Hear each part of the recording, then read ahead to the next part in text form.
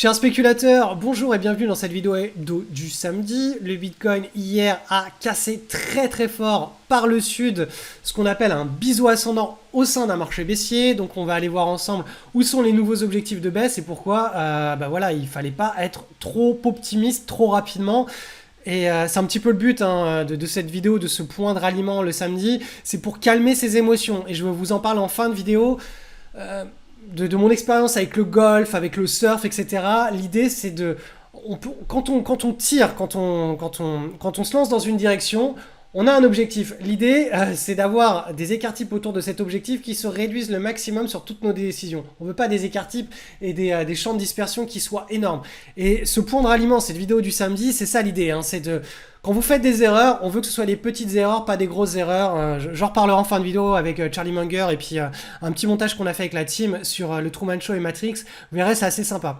Je vais aussi vous parler dans la deuxième partie de cette vidéo de comment timer les cycles en utilisant les bonnes unités de temps avec les points d'inflexion. Je vous avais fait une analyse sur le 10 ans obligataire américain il y a quelques semaines et je vais vous montrer en quoi cette analyse a été pas pertinente et comment recadrer le tir pour qu'on ait une analyse beaucoup plus pertinente et vous verrez ça fait sens et vous pourrez tout simplement reproduire ça sur n'importe quelle classe d'actifs qui vous intéresse.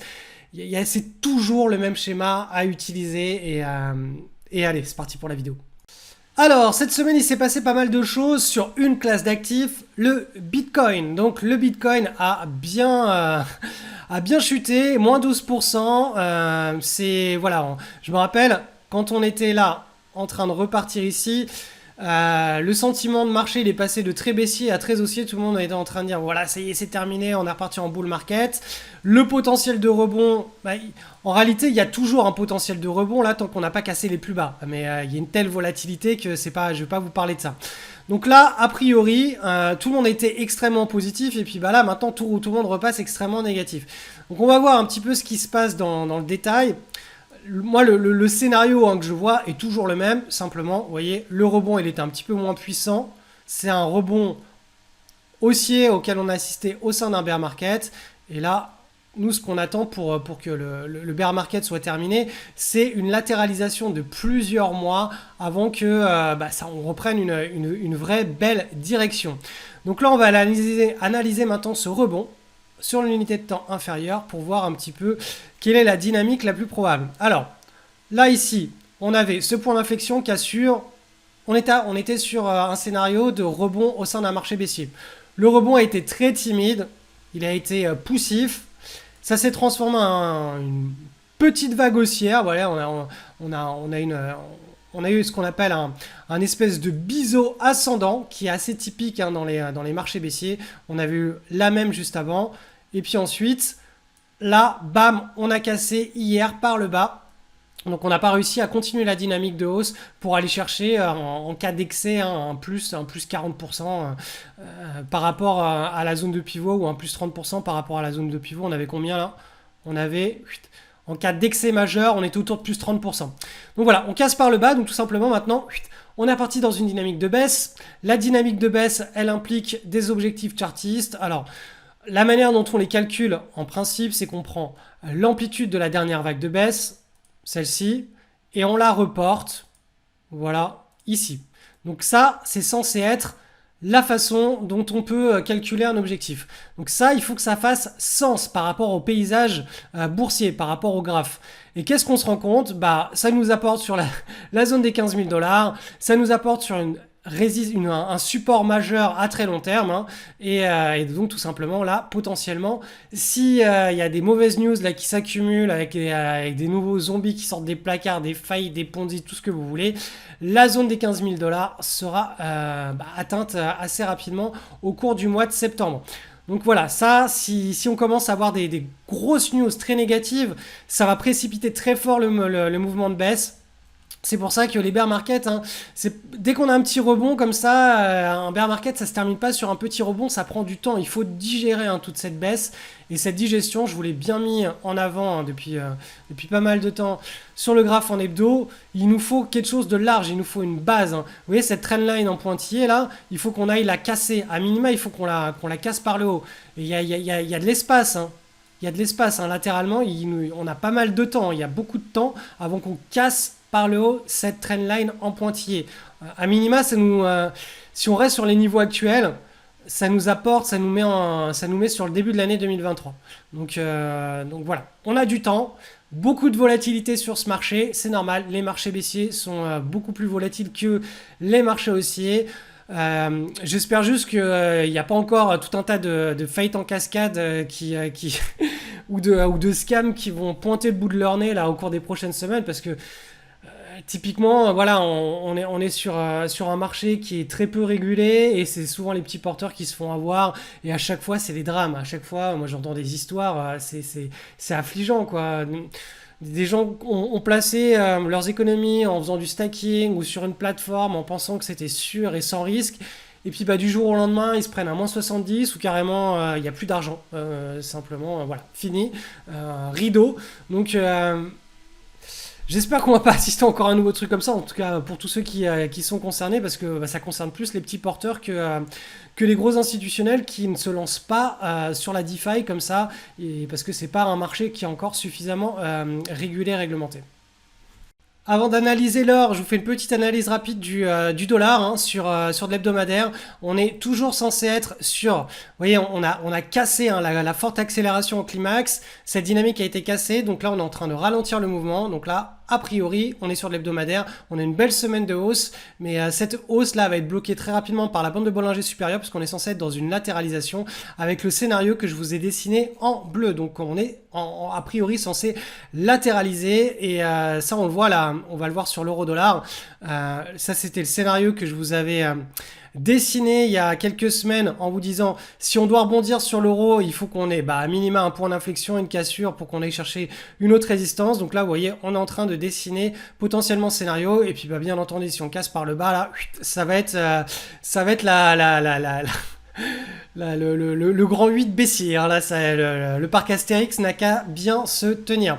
Donc tout ça pour vous dire que le dollar américain s'est bien repris cette semaine face à l'ensemble des devises du monde. Donc forcément, le dollar, l'or coté en dollars, baisse.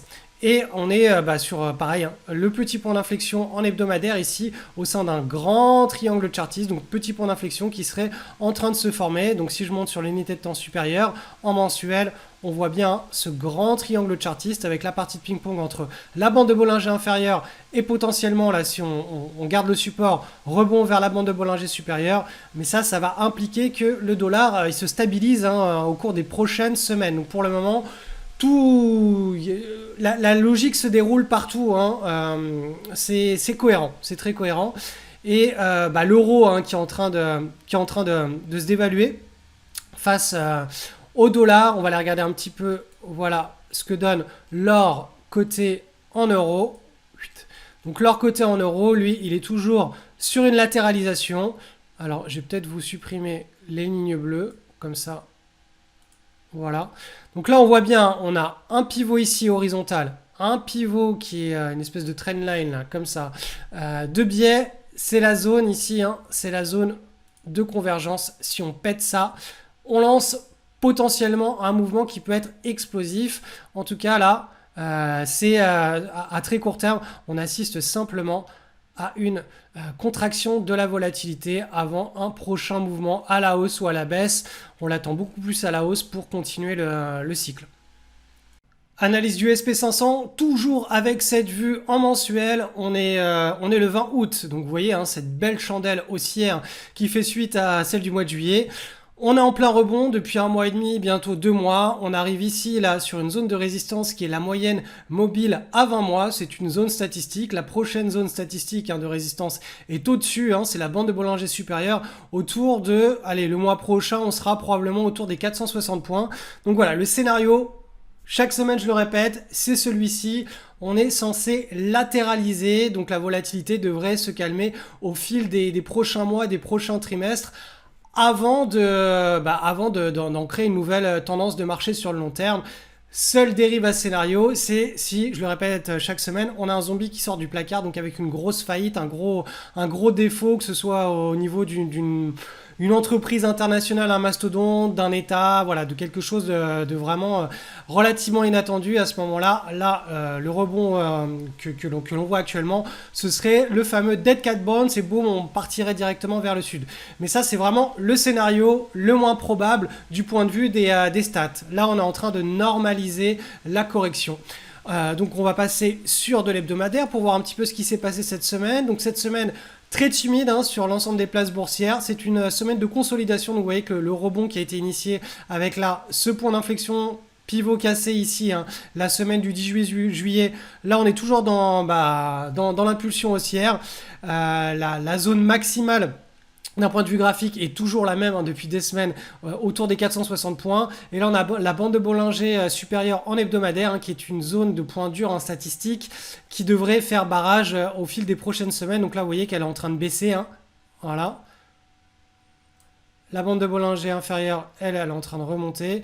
Et on est censé arriver bientôt sur la semaine prochaine ou dans les 2-3 prochaines semaines sur une zone qui va être très compliquée à passer. On peut avoir un excès, aller sur la zone des 460 points, mais voilà, là on commence à s'approcher des zones dures, et une fois qu'on sera sur ces zones dures, si on ne l'est pas déjà, on va réassister à nouveau à une correction baissière, mais cette correction baissière, je vous le rappelle, en mensuel, elle se fera dans le cadre d'une normalisation de la volatilité. C'est-à-dire que voilà, la grande correction baissière à laquelle on a assisté depuis le début de l'année était la grande, la forte. Et là, on devrait beaucoup plus normaliser avec des corrections de moins en moins fortes, des hausses de moins en moins fortes, voilà, pour contracter la volatilité avant de lancer un nouveau mouvement.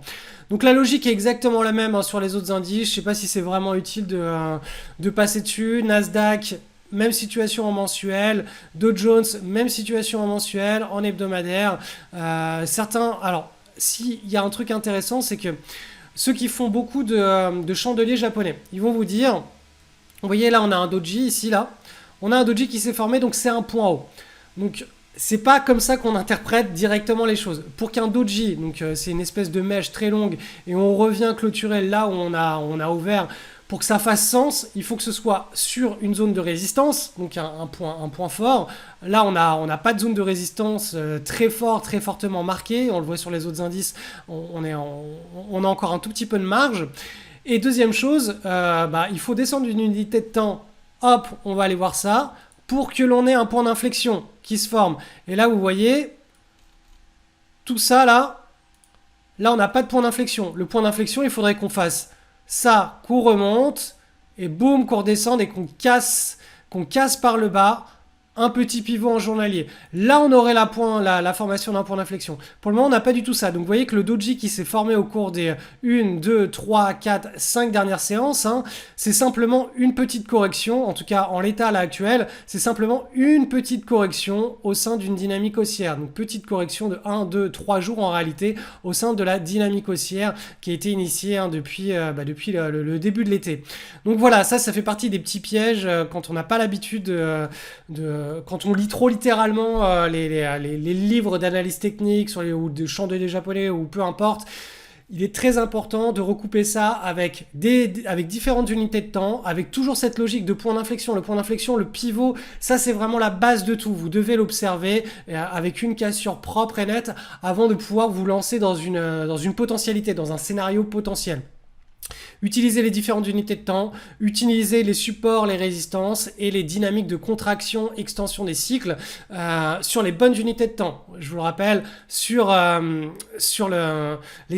classe d'actifs à action, c'est sur du mensuel que ça se passe. Sur la classe d'actifs, des obligations à 10 ans, ça va être sur du trimestriel que ça se passe. C'est tellement long dans le temps qu'on va davantage analyser les cycles sur du trimestriel.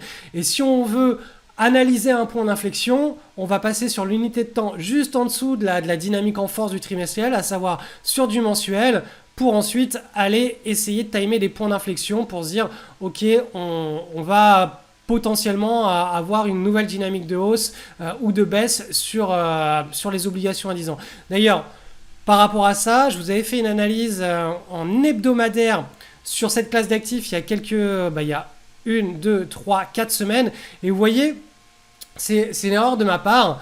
Je vous ai montré ce point d'inflexion ici qui est en hebdomadaire. Le problème, c'est que la dynamique du cycle sur cette classe d'actifs n'est pas sur du mensuel. Donc le point d'inflexion, je voulais analyser sur de l'hebdomadaire, mais il a beaucoup moins de probabilité de réussir parce qu'on est sur 2 unités de temps en dessous de la dynamique en force. La dynamique en force, c'est sur du trimestriel, donc un point d'inflexion qui a vraiment de la valeur, c'est sur l'unité de temps juste en dessous, à savoir sur du mensuel. Là, vous voyez, on a eu un point d'inflexion sur hebdomadaire, donc une épaule tête-épaule avec une cassure, et là on se retrouve avec, hop, on est à nouveau reparti dans une latéralisation. Donc c'est en cela que c'est très très important de toujours avoir l'image de la bonne unité de temps sur l'actif que vous analysez, et quand on est sur une zone de support ou de résistance, vous descendez sur l'unité de temps inférieure, et là vous analysez les fameux points d'inflexion. Hein. C'est vraiment quelque chose de... C'est pas si compliqué que ça, hein, l'analyse graphique, de voir les tendances se faire et de se défaire. La seule chose qu'il faut vraiment retenir dans tout ça, c'est chaque classe d'actifs a un cycle, et ces cycles ont une duration, ont des dynamiques différentes.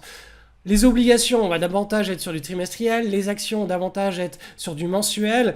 Les cryptos, on va davantage être sur de l'hebdomadaire et on va timer les entrées, sorties de vagues sur du daily pour voir comment ça se déploie, comment les mouvements se déploient. Donc vous voyez, chaque classe d'actifs a sa logique propre. Hein. Donc voilà, c'était le petit tips de la semaine. Allez, avant de nous quitter avec une petite vidéo introspection philosophique sur notre place dans la vie, dans le système financier et comment tirer son épingle du jeu. Hein. On va parler notamment de Matrix et du Truman Show là, dans la vidéo que je vais vous lancer. Je veux juste partager une réflexion supplémentaire. Ça vient de Charlie Munger, l'associé de Warren Buffett. Il répète sans cesse une chose qui est absolument vitale, mais vitale sur tous les plans de sa vie.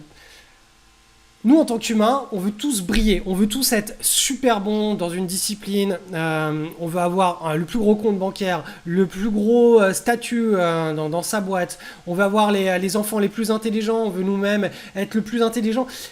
Et il explique que c'est l'une des plus grosses erreurs que l'humain perdure comme ça, il réplique, c'est un schéma mental qui nous pousse effectivement à nous dépasser. Mais ce schéma mental, quand il n'est pas bien maîtrisé, il nous amène aussi à faire des très très très grosses erreurs. Et pour ceux qui me suivent un petit peu sur Instagram, ils ont vu que je me suis mis au golf. Et le golf, le but du jeu, c'est pas d'envoyer la balle droite dans le trou quand vous êtes à 150 mètres, c'est juste d'avoir un taux de dispersion qui soit le plus réduit possible. Parce que les trajectoires, c'est normal, on lance plein de trajectoires. Quand on prend des décisions dans sa vie, il y a des trajectoires. Le plus important, c'est d'éviter les trajectoires avec 10 écarts types à la moyenne. On veut pas que la balle, elle aille 300 mètres sur la droite ou sur la gauche. On veut juste réduire, voilà, en fonction du vent, de tout ce que vous pouvez imaginer, la trajectoire de sa balle pour qu'elle n'arrive pas trop loin du trou. Donc, on veut éliminer toutes les grosses erreurs grossières. En investissement, c'est pareil. Donc, tout ce que j'essaye de partager au fil des semaines, la philosophie d'investissement, c'est pas tant d'avoir raison. Plus de 50% du temps, vous n'avez pas besoin d'avoir raison sur vos trades, sur vos paris, sur vos anticipations, plus de 50% du temps. Mais simplement, quand vous avez tort, il faut être capable de très rapidement corriger le tir. Et l'idée dans tout ça, c'est de ne pas faire des gros paris très forts avec trop d'argent ou de ne pas tenir des positions qui commencent à s'enfoncer contre vous. Et ça, c'est vraiment la logique que l'on retrouve dans les sports, que l'on retrouve chez Charlie Munger. Il le répète sans cesse. Le plus important, c'est de ne pas faire des grossières erreurs. Vous ne voulez surtout pas être le plus bête de la pièce, celui qui va faire toutes les grosses erreurs, même si de temps en temps, le plus bête de la pièce, il arrive à briller et il va avoir son quart d'heure de gloire. Vous ne voulez pas être celui qui a son quart d'heure de gloire. Juste, c'est pareil sur le circuit professionnel en surf, il y a des surfeurs qui deviennent champions du monde sans pratiquement ne jamais gagner aucune compétition. Ils ont juste beaucoup de régularité, ils arrivent dans le top 5, 10 sur toutes les compétitions comme ça. Et les surfeurs qui arrivent à faire des coups d'éclat, ils se retrouvent au final à la fin de l'année très très loin dans le classement parce que justement ils visent de la surperformance et du coup ils ont des écarts types à la moyenne qui sont beaucoup trop importants pour arriver à un résultat plus prévisible, plus régulier, plus anticipable sur du moyen long terme. Donc bien entendu, tout dépend de vos objectifs personnels, mais si vous êtes en train de regarder cette vidéo-là, l'idée c'est quand même d'avoir un impact assez positif sur son style de vie, donc libérer du temps, libérer de l'argent, et ça se fait pas par des coups d'éclat, ça se fait par des routines avec un maximum de prédictibilité et des écarts types à la moyenne les plus réduits possibles. Donc voilà, allez, je vous lance la vidéo. Good morning! Morning!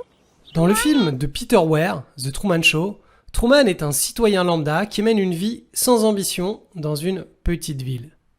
Mais il ignore que la ville autour de lui est depuis toujours un studio télévisé géant et que ses voisins, sa femme, ses collègues, tous les habitants sont des acteurs hollywoodiens qui suivent un même script.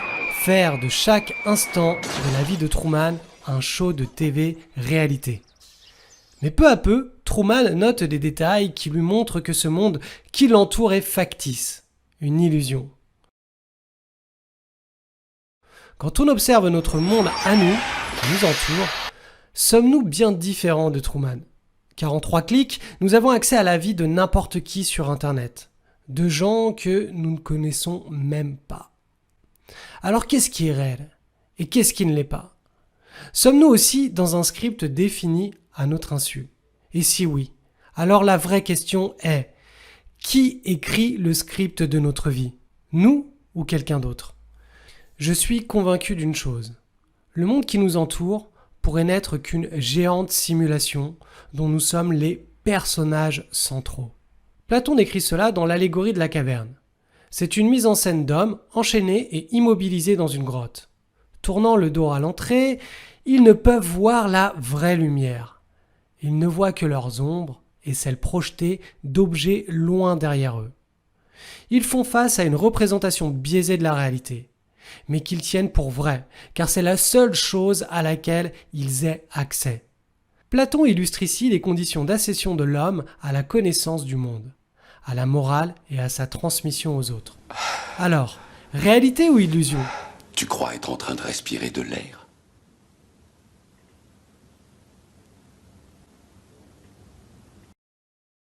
Qui n'a pas rêvé de pouvoir intégrer les connaissances du monde à la vitesse d'un ordinateur, directement dans sa tête? Je connais le kung-fu. Dans Matrix, le personnage principal se rend compte que son existence n'est que virtuelle dans le monde qui l'entoure, et qu'il peut choisir d'enfreindre les règles de ce monde pour développer plus vite ses capacités. Can you fly that thing? Not yet. Operator. Tank, I need a pilot program for a B-212 helicopter. Hurry. Personnellement, j'adorerais apprendre à piloter un hélicoptère en moins de 10 secondes. Let's go.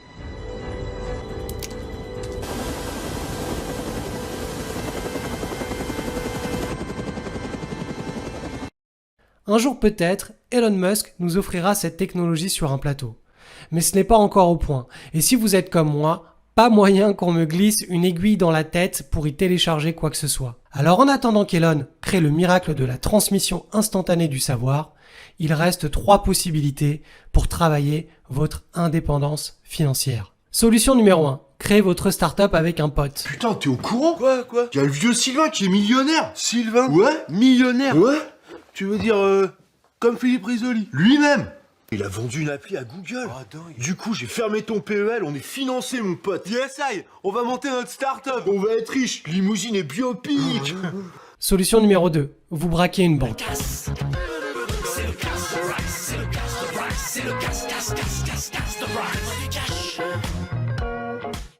Solution numéro 3. Vous investissez sur vous.